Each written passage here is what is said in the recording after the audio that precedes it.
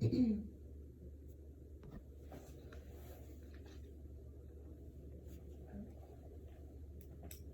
okay. Today we are interviewing our school principal, Ms. Hamilton, for our IL 620 Director of Personnel interview. Can't do this morning. We want to thank you for agreeing to interview and sit and talk with us today. We know it's a hectic day, but we appreciate you hanging out.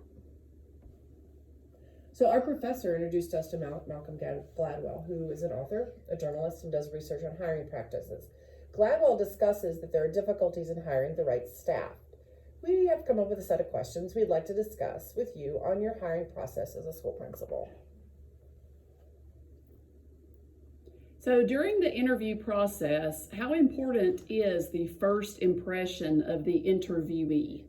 I think it's very important. I think it tells you a lot about the person, and about what kind of employee they will be. Right, yeah. Are you more likely to hire someone on the spot or someone you've seen in action, like somebody who's been at the school for student teaching or been a substitute, or is it just a gut instinct?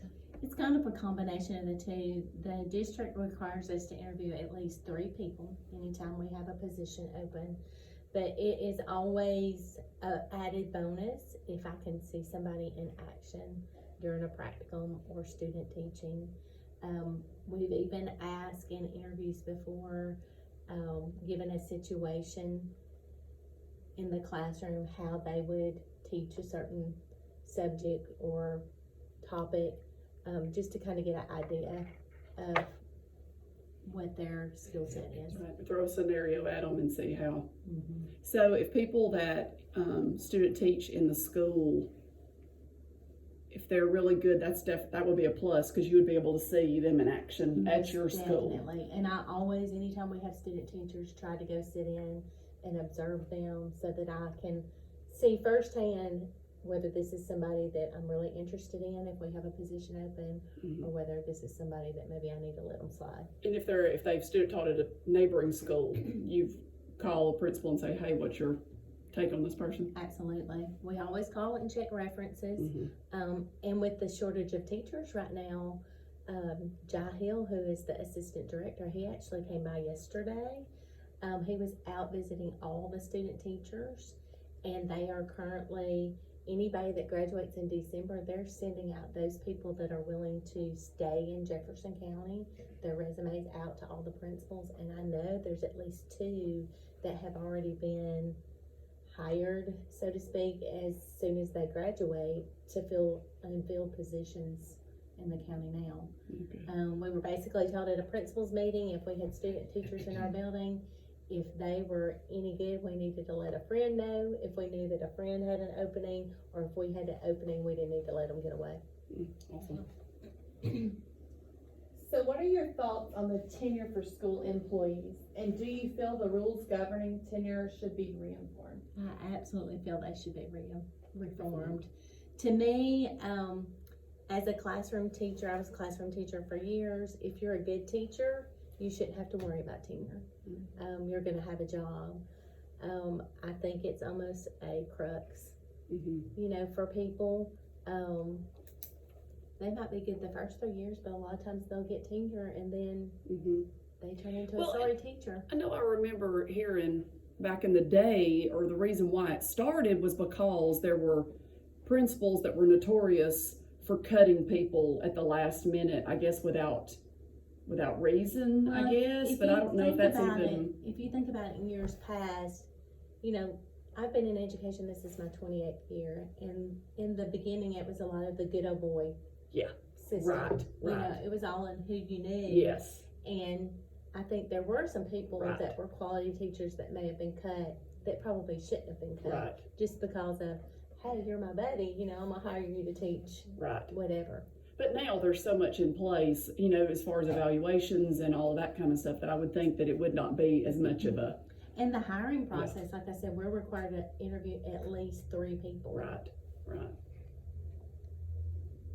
All right, so what are the most important attributes that you look for in a classroom teacher? I want somebody that, knows their content, Mhm. but they're also open, especially as a new teacher, open to being coached. Somebody that's willing to do the work, and somebody that's a team player. Mhm. So, what happens? We learned about the mismatch of that. Sometimes what we look for and what we end up getting are not the same thing. How would there be questions or things that you would change to avoid a mismatch happening? Or, you talked about the good old boy tradition. That, of course, would be a mismatch.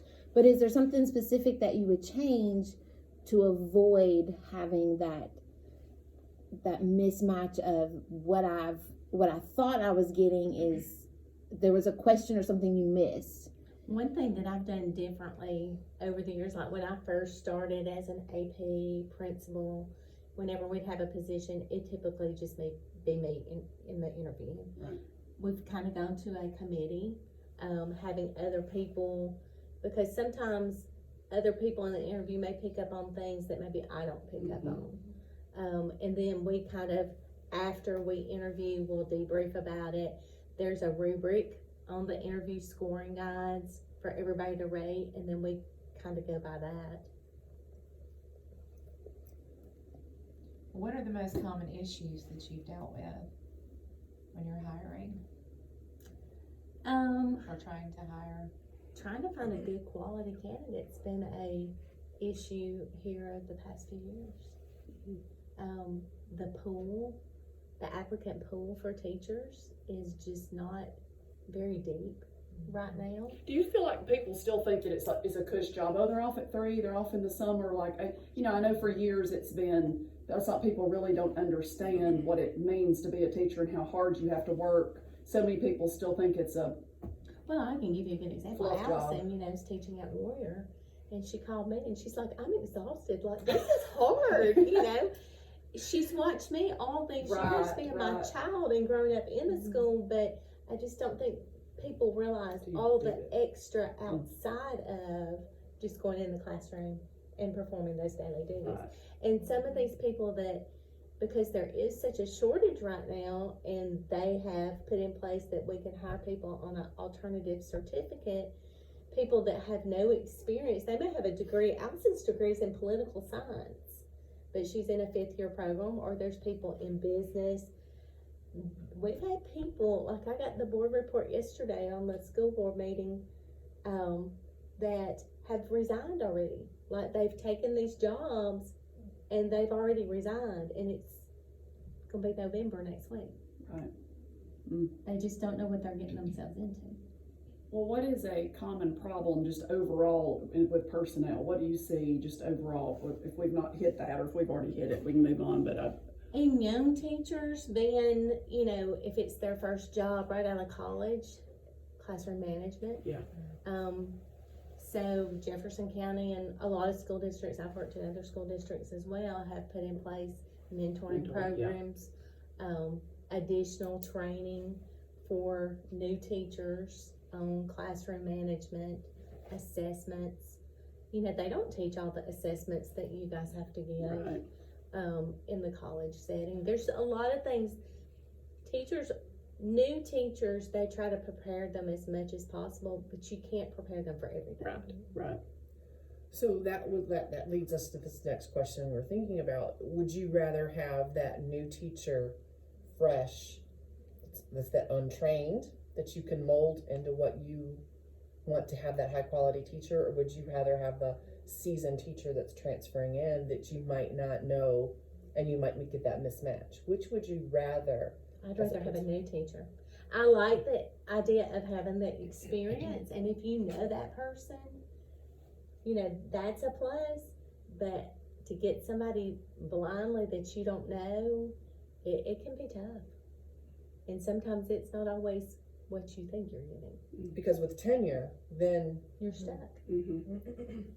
and would you think that that's a benefit of tenure when you get that new new teacher? that they have that 3 years where that's almost like they're training Yes, to see whether or not they're that good fit. Mhm. yes. Well, how hard is it to have an equitably diverse population of teachers at any given time? It's hard, especially here, and I was at Kermit Johnson. If you try to have your faculty reflect your student population, for example, at Johnson, our minority population was much larger than our Caucasian population. I couldn't find teachers that were willing to drive out to Johnson because it was out, Mhm. away from the city, rural. People would drive out there for an interview and they're like, this is too far for me to drive. Right. So it's hard sometimes to find that balance in your faculty.